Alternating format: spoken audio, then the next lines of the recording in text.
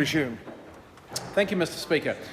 Before we headed off for the dinner break, I was reflecting on the bizarre symmetry that has been created by the situation where before Christmas we were rushing through. We had this need for urgency to rush through these incredibly important policies that the government needed to have done by Christmas so they could look like they were doing something. And we forced these tax cuts through under urgency, yet here we are tonight. We find ourselves under urgency, running as far as the government can get away from those tax cuts. They've done a handbrake turn so sudden, so violent, they should all have their cars crushed. It's just incredible how quickly they've turned around on this policy. When Bill English said, not this year, not next year, not the year after, he was talking about the cycleway, but John Key crushed him on that one, didn't he? So no, it was actually about the tax cuts, not next year, not the year after.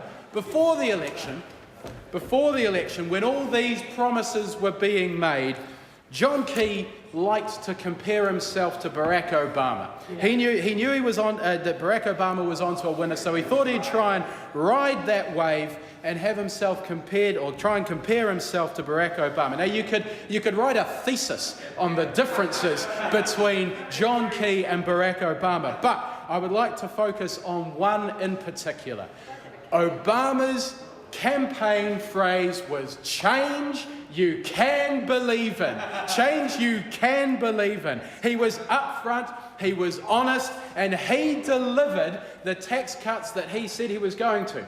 He costed them out, he made his pledge, and he delivered on every single one of his promises. And he promised to cut taxes on low and middle income earners. Why? Because it was fair and it was the best way to stimulate the American economy. Not like what we've seen in this country, with tax cuts being delivered to the rich, who will save them or they'll spend them on overseas trips, and the poor, the low-income families getting shafted by this government, getting absolutely nothing from them. Obama delivered. This government you cannot believe in. You cannot believe in them. One thing, though, that they haven't done a U-turn on, the one thing in tax that they haven't done a U-turn on is research and development tax credits. They were gone before Christmas. They were gone by Christmas, and they're still gone. They're still gone. Back in my hometown of Palmerston North, research and development tax credits, Mr. Power knows this, research and development tax credits were welcomed with open arms. It's an innovative city that has so much of its economy is based on research and innovation and scientific development, and it was something that this country could have looked towards as a way out of this recession. Recently, Moana Maki came up to Palmerston North, and we went and spoke to the science sector there, and they said, we want to be taken seriously. We want to be taken seriously as a sector that can lead New Zealand out of the recession. But what has this government done? They've slashed those research and development tax credits, and they've taken the Fast Forward Fund with it. And what do we see today?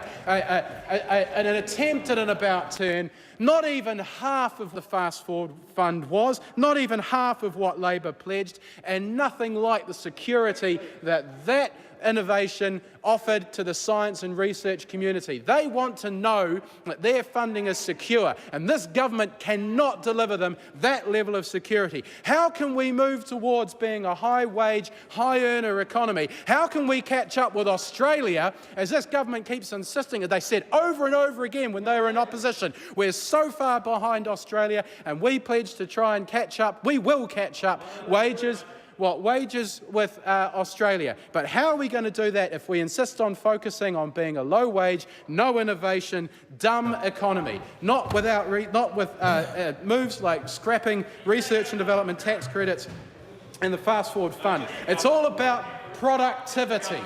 Research and development was all about productivity, and that's what John Boscawen from the ACT Party was talking about earlier on in this debate. He said it's all about developing productivity. But then he got into what he really wanted to talk about. And he said, no, there wasn't a Lamington in sight. He said what he really wanted to talk about was how awful working for families is. He absolutely slated it. In fact, he's in good company, because John Key called it communism by stealth. That's right, it was communism by stealth. But not today.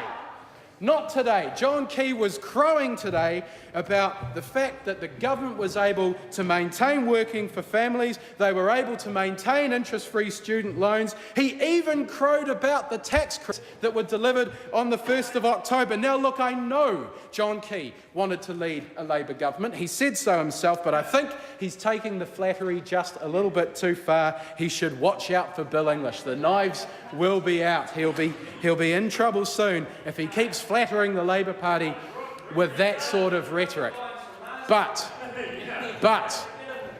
the dark clouds, the dark grey clouds are looming. There are ominous references throughout these budget documents, and they say New Zealanders have to prepare for changes. There will be shifts in funding from low priority, unproductive, to the more productive areas. And we know what they don't like on that side of the House. We know what the dead rats were that they had to swallow. It was working for families. It was interest-free student loans. It was universal superannuation. That's in a whole world of trouble now, isn't it? Universal superannuation. That won't be around by the time I retire, that's for sure. And KiwiSaver. KiwiSaver. They've already put a dent in it, and I tell you what, they're lining it up. They're lining it up. KiwiSaver, it's even referred to in this bill. KiwiSaver. The provision allowing mortgage diversion. I understand, I wasn't in the House at the time, I understand that came from United Future. That's where it came from. But that's okay, that doesn't matter, that doesn't mean anything to Peter Dunn. He's jumped ship before and he'll do it again, and he's jumped ship on the provision to allow mortgage diversion.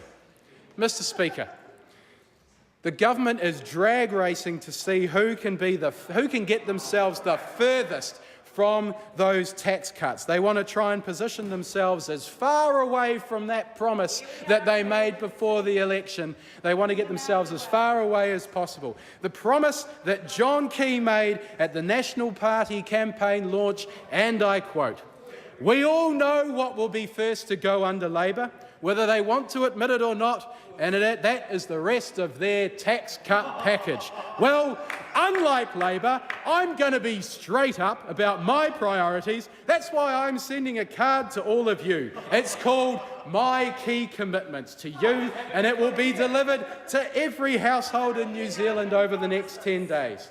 My very first commitment reads, strengthen the economy, increase after-tax incomes, and ensure Kiwis can get ahead under their own steam by reducing personal taxes on 1 April 2009, 1 April 2010 and 1 April 2011. In other words, next year, the year after, and the year after that. And Mr. Key went on to say, unlike Labour, we won't cancel our tax cuts. We won't cancel our tax cuts. Most of all, New Zealanders will be able to believe our tax cuts. They will be able to trust our tax cuts. What is more, we can afford to do it. Mr. Speaker, this bill is dastardly, it's deceptive, it's dishonest. That's how this budget has been, and that's how this